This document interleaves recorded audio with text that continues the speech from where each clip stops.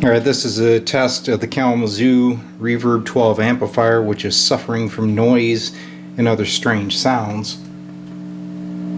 You can hear the background noise. Just barely touched the chassis.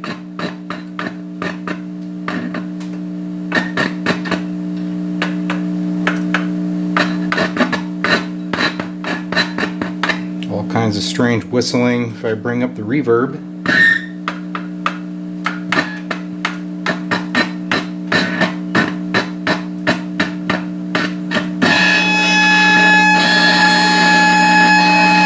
Oh yeah.